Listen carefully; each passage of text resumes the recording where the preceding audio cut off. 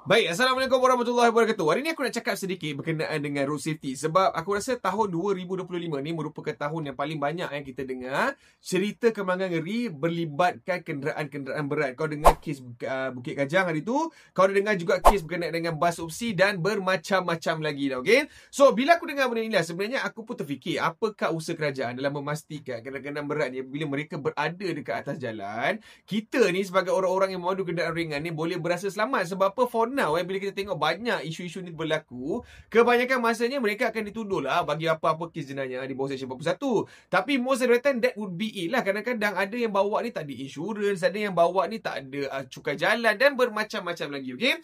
So, bila benda ni menjadi satu masalah dan benda ni membara dalam negara kita, aku rasa it's about time untuk kita rely kepada teknologi.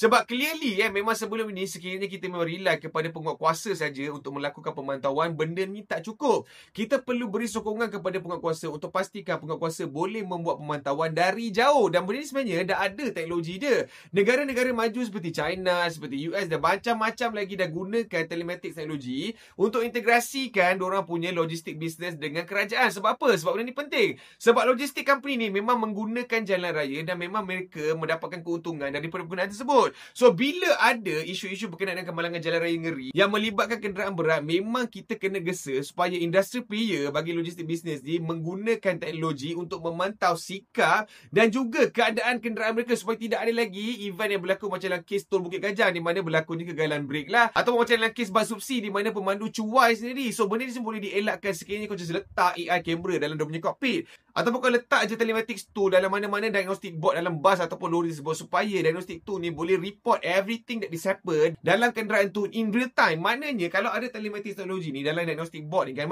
benda ni, data ni akan transmitted to the HQ in real time, tahu tak? Maknanya whatever that the pemandu is doing, whatever is happening to the kenderaan, memang HQ akan tahu. Dan sekiranya HQ dah boleh tahu data dia, dah tengok dah ketebalan brake ni akan menjadi masalah sekiranya kenderaan ni dipandu dengan certain speed, okay? Ataupun sekiranya pemandu ni dah tunjuk facial expression macam dia ngantuk, macam muka dia stress ke apa semua, benda ni boleh memberi kesan kepada pemanduan dia, maka HQ boleh ambil intervensi dan minta dia rehat contohnya. So, benda ni sebenarnya boleh membantu untuk menyelamatkan nyawa. So, kepada industry players, kepada policy makers, kepada penguatkuasa, aku minta korang datanglah ke satu event yang bakal diadakan pada tahun 2025, iaitu Transport Expo Asia tahun 2025. Sebab apa? Dalam Transport Expo Asia ni ada satu slot daripada Road Safety Congress yang menceritakan bagaimana kita nak capai zero fatality apabila kenderaan berat ni berada di atas jalan, okay? Dan benda yang paling menarik adalah mereka akan kongsikan teknologi-teknologi yang memang dah available, yang memang dah digunakan pun sebenarnya, untuk kita sama-sama gunakan supaya apa? Supaya kita boleh pastikan